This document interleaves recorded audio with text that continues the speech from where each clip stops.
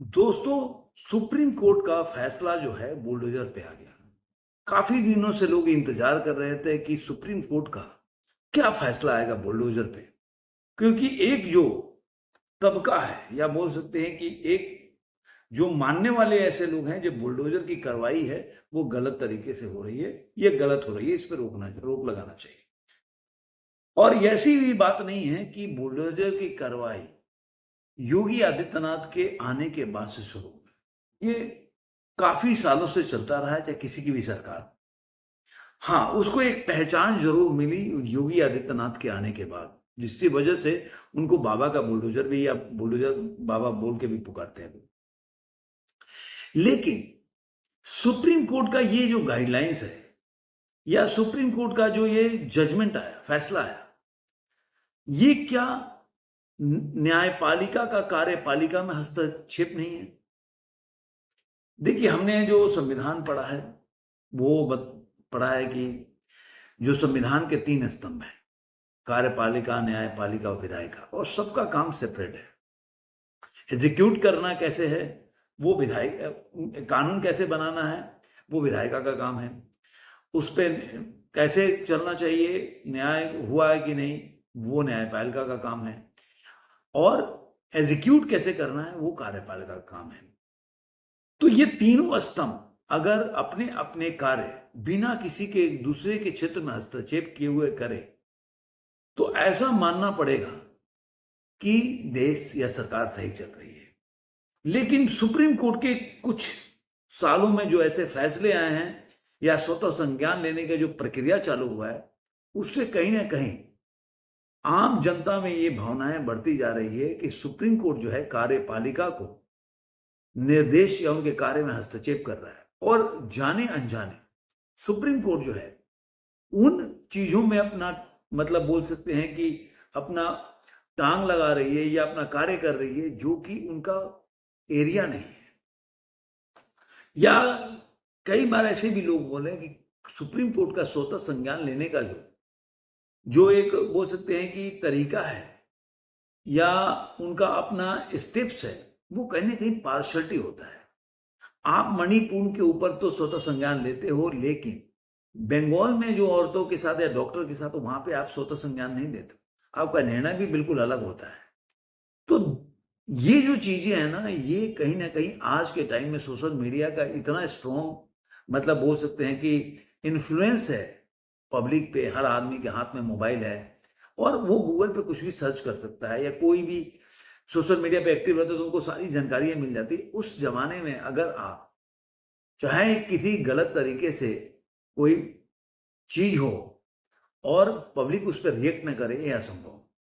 Public के नजर में जो गलत है वो गलत है।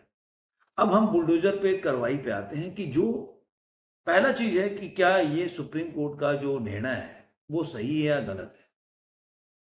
दूसरा कि आखिर बुलडोजर, क्या इसे उत्तर प्रदेश की सरकार रोक पाएगी या उस पर ब्रेक लग जाएगा।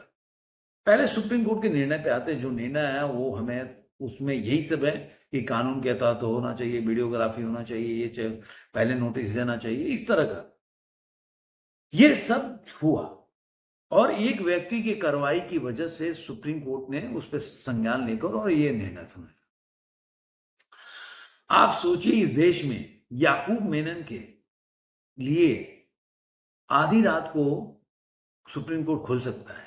आपने कभी अपने जहन पे, आप दिमाग पे जोर डालकर देखिए कि क्या किसी आम आदमी के लिए कभी सुप्रीम कोर्ट रात को या कभी खुली है? नहीं।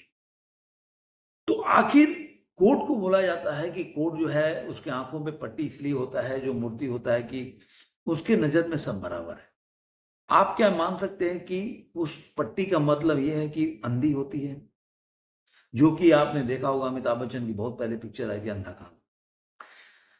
ये सोचने पर क्यों मजबूर करता है ये आम आदमी को? क्योंकि सुप्रीम कोर्ट के जो भी फैसले आए हैं या जो भी निर्णय रहा है वो इसी तरफ लोगों का ध्यान, बोल सकते हैं, संकेत करता है। अब आप किसी भी व्यक्ति, क्या आप ये चाहते हैं कि जो भी अवैध कब्जा चलता रहे, किसी सरकारी जमीन पे भी लोग अवैध कब्जा करके बैठ जाएं और उसको कोई उसका राह देखते रहें। अगर किसी सरकार से किसी का साठ गांठ हो और वो उस अवैध कब्जा करके आराम से वर्षों से उस पर अपना बोल सकते हैं कि मुनाफा पैसा कमा रहा है, तो क्या ऐसे समय में कुछ चलना नहीं चाहिए बुलडोजर? सवाल ये है कि न्याय होना ही नहीं चाहिए। न्याय होते, जो वो बोलते हैं कि न्याय होते दिखना भी चाहिए। अगर आप पार्शल नहीं हो तो पार्शल नहीं होते हुए भी दिखना चाहिए। लेकिन नहीं तो जो आम पब्लिक के नजर में आपका जो एक भगवान के बराबर का दर्जा दिया गया है कि न्यायाधीश जो होता है भगवान की प्रतिमूर्ति हो जाए, जैसे एक टाइम में डॉक्टर को लोग मानते थे, आज डॉक्टरी आप जानते हैं पेशा बन गया है। आम आदमी अच्छे डॉक्टर के पास अप्रोच नहीं कर सकता। वैसे ही सुप्रीम कोर्ट पे आम आदमी जो है अपने मन माफिक डेट नहीं पा सकता, वो सुनवाई के लिए चप्पल घिसता रहेगा, उसको डेट्स नहीं मिलती। लेकिन वही आप जाइए कपिल सिब्बल जैसे बड़े बड़े वकील है, मनुष्य भी, वो जब चाहे तब उनको डेट मिल जाता है। ये क्या दर्शाता है? ये दर्शाता है कि सुप्रीम कोर्ट या कोर्ट भी, जुडिशियल सिस्टम भी आम आदमी के लिए नहीं है। हमारे आप जैसे लोग घबराते हैं।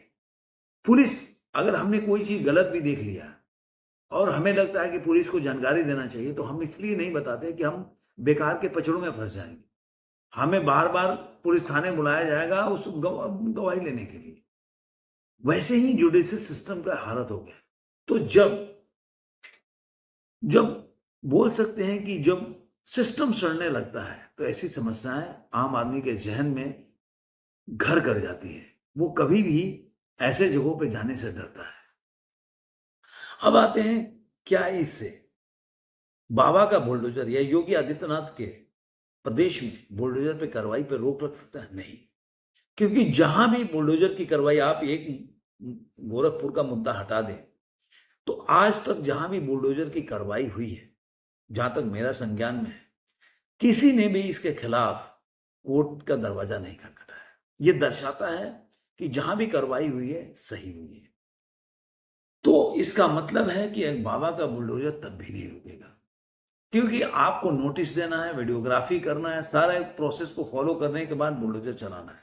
इसका मतलब पहले से योगी आदित्यनाथ ये सारे चीज करते रहे, जिसकी वजह से कोई भी इनके खिलाफ, उनके बुलडोजर के कार्रवाई के खिलाफ कोई भी, एक गोरखपुर का एग्जाम्पल छोड़ दे तो कोई नहीं गया। ये दर्शाता है दो चीज। एक तो सुप्रीम कोर्ट जो अपनी जो विश्वसनीयता बोल सकते हैं वो खोता जा रहा है, विश्वास जो जनता के मन में। दूसरा, बुलडोजर की कार्रवाई बाबा के कारण रुकने वाली नहीं है।